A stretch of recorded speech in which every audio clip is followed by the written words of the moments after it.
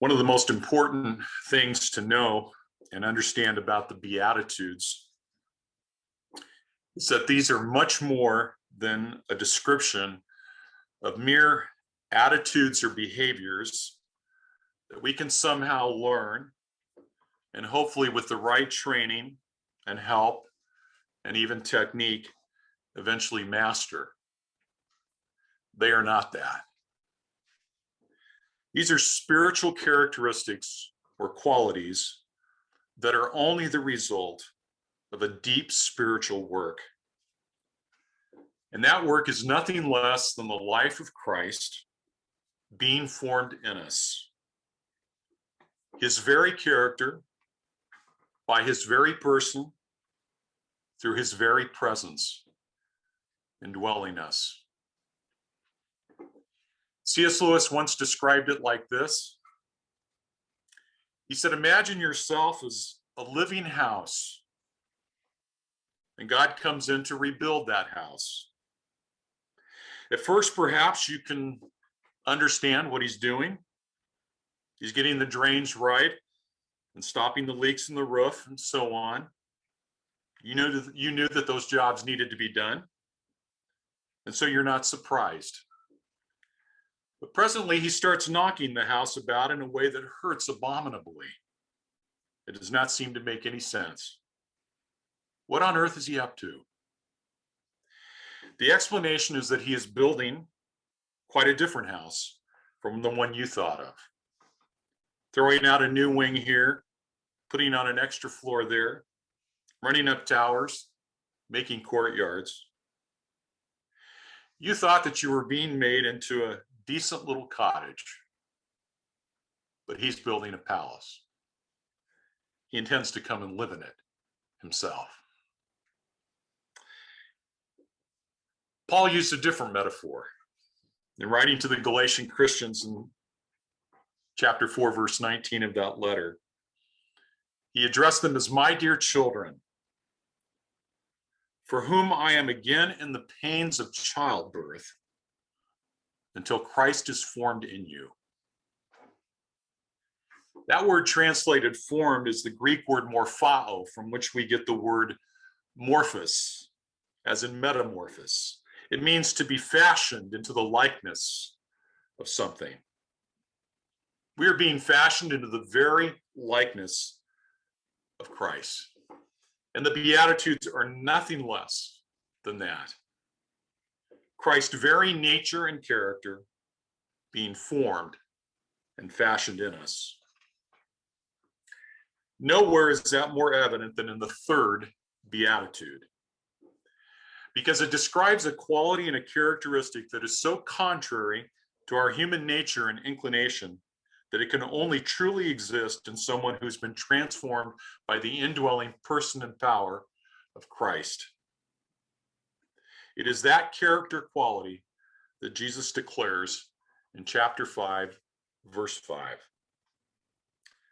Blessed are the meek, for they will inherit the earth. Blessed are the meek, for they will inherit the earth. Notice, first of all, something that I haven't pointed out in the last several weeks that needs to be pointed out, that all of these first four foundational Beatitudes have an obvious incongruity to them. They are not states or conditions that we would automatically or usually associate with blessing. We don't usually associate the words poor, mourn, meek, hunger, thirst with blessing. In fact, they would be considered the opposite of blessing, wouldn't they? Which should alert us to the fact that they cut against the grain of our nature, our natural inclinations, and our natural assumptions, in which we're conditioned and which are constantly and continually being reinforced by the world around us. We need to recognize that. Just how counterintuitive and how countercultural these things are to everything and everyone around us. and yet which Jesus says are essential and foundational to kingdom living.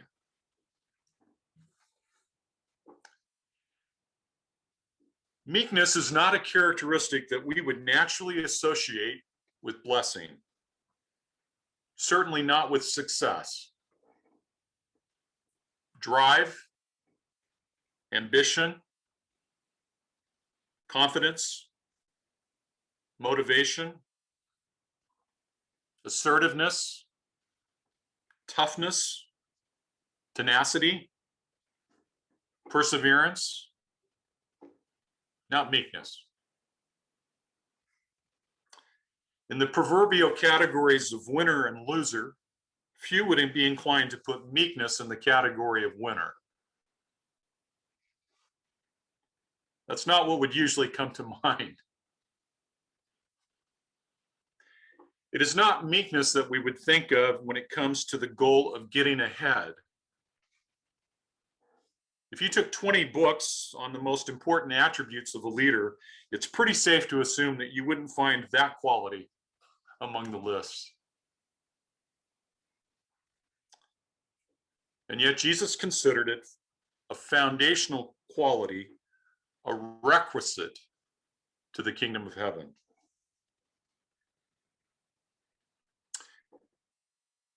The word means literally gentle or mild. It also carries with it the connotation of quiet. It was the word that was used of a tamed animal. It described a mild and gentle friendliness. The word, because it assumes the quality of humility, is sometimes translated humility, but it's not that. There's another word for that. That word means literally low. This is the product of humility, but it always has that connotation of being a gentleness that comes from humility.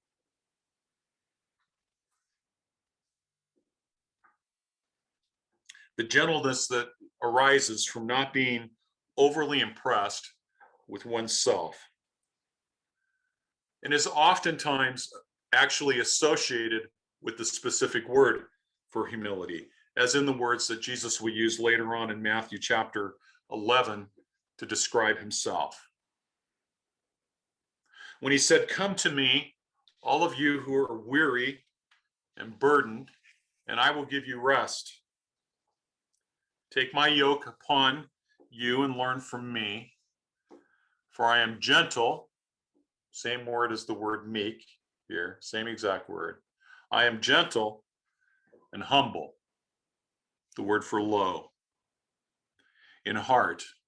I'm gentle and humble in heart, and you will find rest for your souls, for my yoke is easy and my burden is light." Paul himself will later echo those same words in 2 Corinthians chapter 10, verse 1. He writes, "By the humility and gentleness of Christ, I appeal to you, I, Paul." Humility, as I said, means literally low. And there is a direct correlation between being low and being gentle. It is a gentleness born of humility. Martin Lloyd-Jones, in his great study on the Sermon on the Mount, defined meekness as a humble and gentle attitude toward others, which is determined by a true estimate of ourselves. Which again points to the importance and significance of the order of the Beatitudes. As John Chrysostom, the early church father, said, they are a golden chain that build upon one another. The person who is meek is the person who has a true estimation of themselves. The person who has a true estimation of themselves is the person who is poor in spirit and who is mourned. The person who has recognized their true spiritual poverty and who has recognized the true depth and degree of their own personal sinfulness. That isn't something we can manufacture. It's a profound work of grace to take the blinders off of our eyes and the illusions with which we live, and to see ourselves exactly as we are before him, apart from him.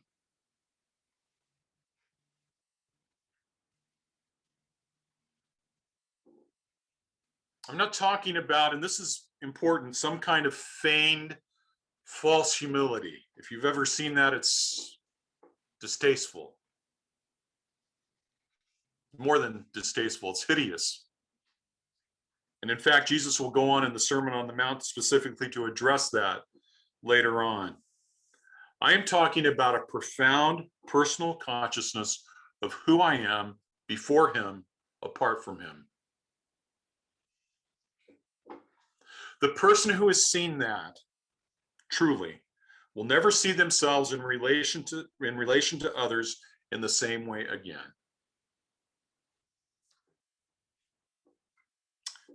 How so? Meekness is the antithesis of self-assertion. To be truly meek means we no longer protect ourselves because there is nothing worth defending. I love that. We no longer protect ourselves because there's nothing worth defending. The gentleness and kindness and friendliness and quietness that are born of humility, that says, I have nothing to assert and I have nothing to defend. Demanding nothing, insisting on nothing, true meekness from true humility, from seeing ourselves as we truly are. One of the early church fathers said, the meek are those who are more content to endure an offense than to commit one. That's the opposite of our nature. Our nature is to think about what we do deserve or don't. I don't deserve that. I deserve this. Our nature is to assert, to insist, to defend, to protect, to war, to own. Or as James described it in his letter, what causes fights and quarrels among you? Don't they come from your desires that battle within you? You desire, but you do not have, so you kill. You covet, but you cannot get what you want, so you quarrel and fight. That's the opposite of meekness. That's self-assertiveness. A gentle person neither provokes evil nor is provoked by evil.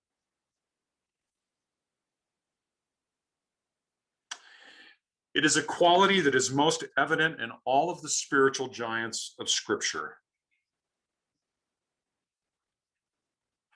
Abraham, who, remember when the land could not support both he and the herds of his nephew Lot, gave Lot the prerogative to choose which land he would take. Lot was the younger, Abraham the senior. Abraham was the patriarch. Lot was the nephew. Abraham had received the promise from God, the promise of a promised land. It was his prerogative, but he didn't assert that. Lot, you choose. Moses, who is described in Numbers 12:3 as a very humble man, more humble than anyone else on the face of the earth, those are the words, never asserted himself. Except one occasion, in one fleeting moment. In a point of desperation at the children of Israel, after all that he endured, and carrying the burden of them, in a moment said, listen to me, you rebels. Must we bring water out of this rock? And he struck the rock twice. Boom.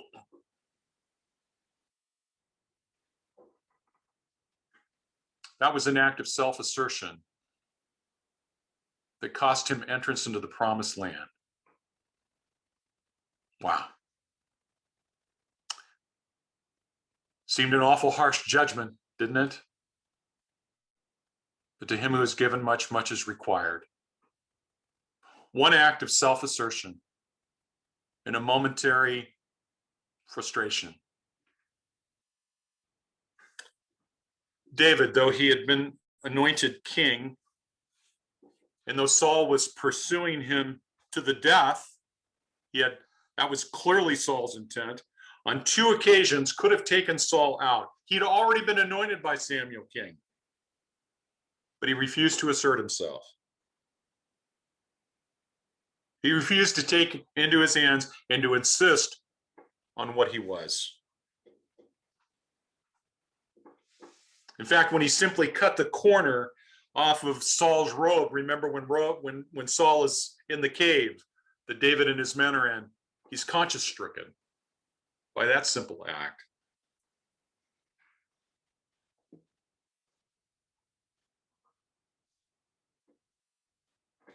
Not only that, after Saul's death, he did not insist on the recognition of being king. They came to him and brought him to Hebron and made him king, but many of the tribes, remember, did not. In fact, it was 7 years before David was finally acknowledged king by all of Israel. He never insisted upon that, never asserted himself.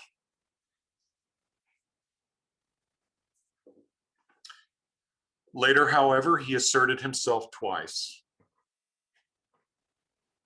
Moments in his success, which is always the more vulnerable place spiritually, when he decided, I'll build a house for God. And he got a first-class smacking down. God says Nathan to him and says, did I ever ask you to build me a house? David was full of himself. And the Lord says, David, I don't need you to build me a house. I'll build you a house. And his response, as Eugene Peterson points out, the most important thing David did in the whole of his life, he sat down before the Lord.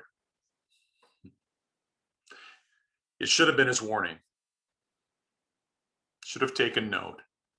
But as you know, he asserted himself again in the matter of the wife of Uriah, Bathsheba. Everything was his. It's what Nathan, the Lord through the prophet Nathan, tells him. But you realize that the tenor of Jesus, or the tenor of David's life, and the reason that he can be called a man after God's own heart, is that he, for the tenor of his life, did not. 2 occasions, for which he paid, like Moses, a steep price. Jesus, who being in the very nature of God, did not consider equality with God something to be used to his own advantage, something to be asserted himself. Rather, he made himself nothing. Made himself what? Nothing.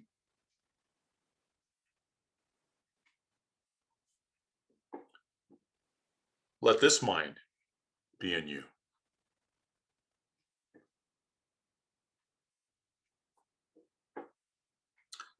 John Bunyan, the author of Pilgrim's Progress, wrote, "He that is down need fear no fall."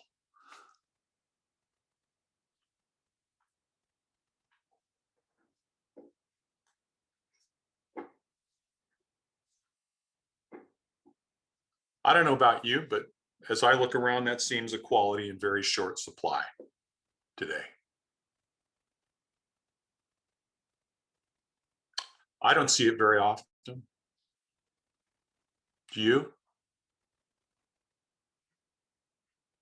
And I'm not even thinking about the secular world. I'm thinking about God's people. I expect anger and vitriol from cable news and social media. What else can you expect? But I don't expect it from God's people. I don't expect it to be parroted. I don't expect it to be mimicked.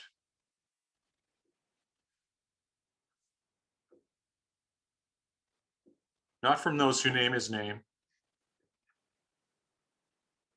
Not from those who should be displaying his character. I expect our secular culture to insist upon their rights, to demand their freedoms, to insist upon their prerogatives. What else can you expect? But God's people? Christ's bondservants?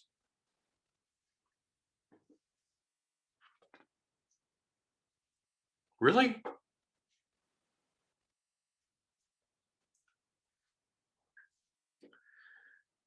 If the salt loses its saltiness, how can it be made salty again? It is no longer good for anything except to be thrown out and trampled underfoot.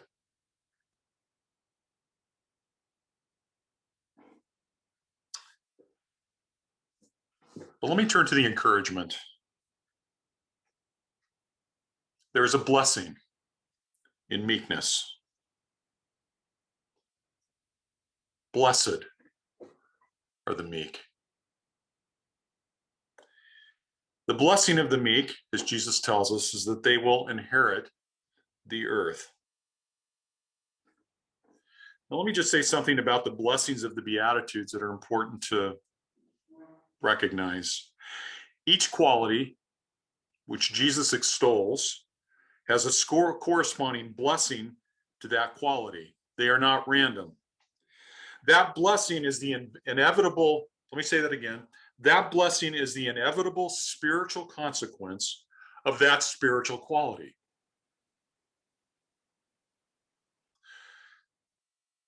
The inevitable spiritual consequence of the meek is that they inherit the earth.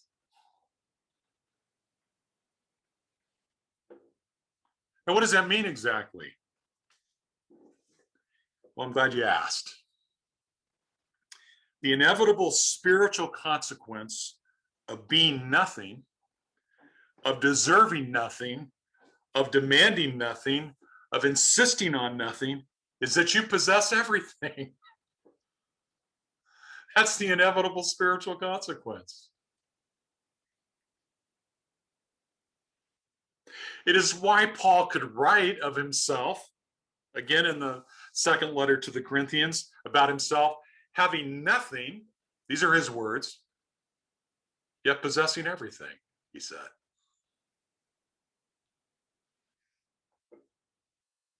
Let me try to illustrate that for you.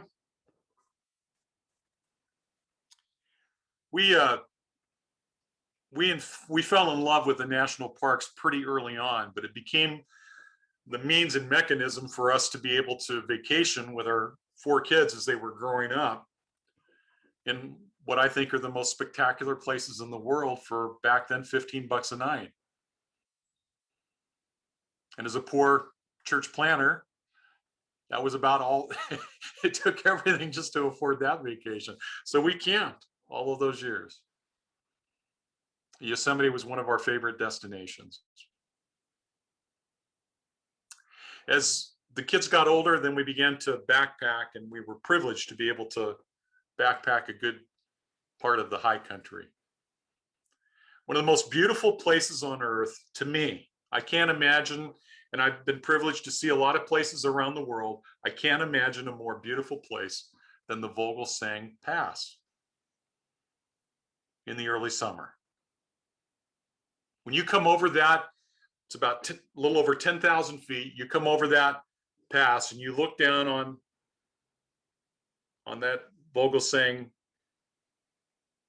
plateau. It is one of the most beautiful places on earth. Water running down the walls, and it's just hard to describe. You know how much of that I owned? None. And that's one of the wonderfully, truly wonderful gifts of the national parks, is that they preserve that for everyone. You know what I owned in terms of resort property? 0. And yet when I stood up there, you know what I felt like? It was mine. All of ours. Having nothing, possessing everything. What a gift. What a joy. Nothing to fight for. Nothing to preserve. You know, having spent, $10 million for a section of private beach below Big Sur, and then to have to fight to keep people off of it. What a burden.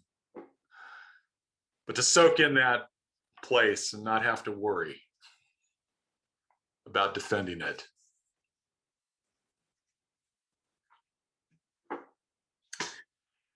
I'm actually absolutely convinced that's why Jesus said that if you take his yoke, which means in the context to be gentle and humble in heart, that then you will find rest for your souls.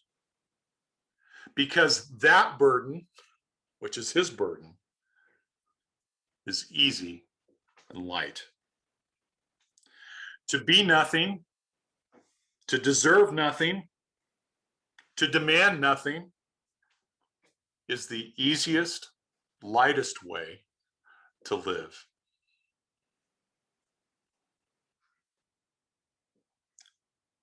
To fight for what you think you deserve, to demand what you think you ought to have, to resent not getting what you think should be yours, that is a terrible burden to carry through life. Take my yoke upon you.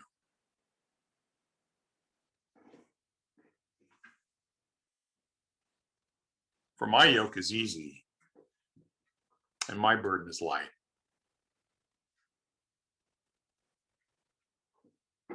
Blessed are the meek, for they shall inherit the earth.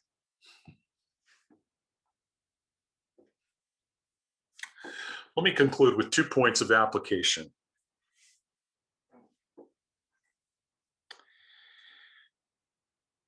Number 1, it is the person who sees themselves accurately in relation to God that can see themselves accurately in relation to others.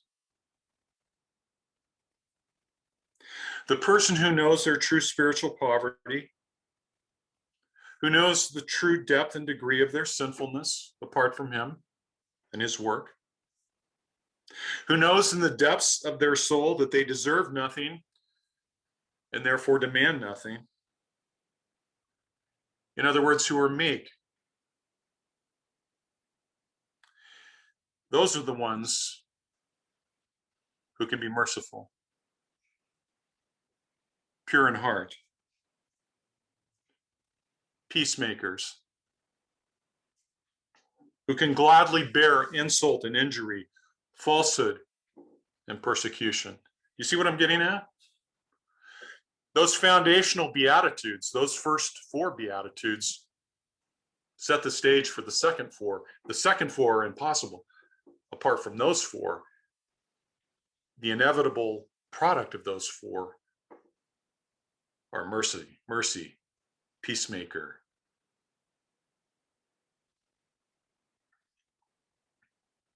pure in heart, bearing persecution. It's number 1. Number 2, that can't be manufactured or done in ourselves. It is a deep spiritual work of the Spirit of God. And for that, we need him. We need that work. We need that work more than any period of time that I've seen in my lifetime these days. Which makes me more burdened than ever for the need for revival and awakening. Because understand that when these things that Jesus describes become minimal, even among those who name his name, even among those who profess to be his children, there is one solution and one solution only, and that is awakening, renewal to those things which only the Spirit of God can do. And when the Spirit of God is poured out, not only upon unbelievers, but upon his people, anew and afresh, those things are awakened anew.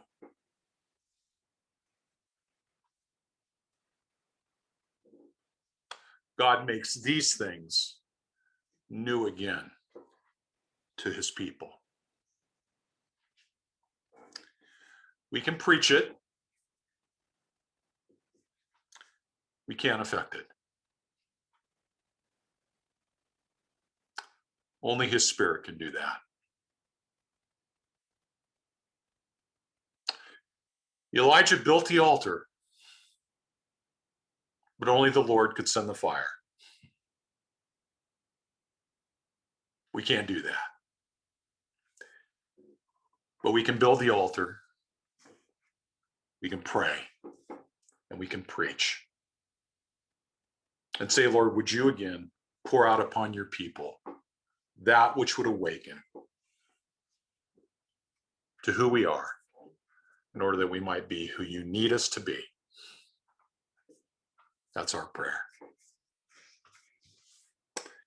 Would you pray with me?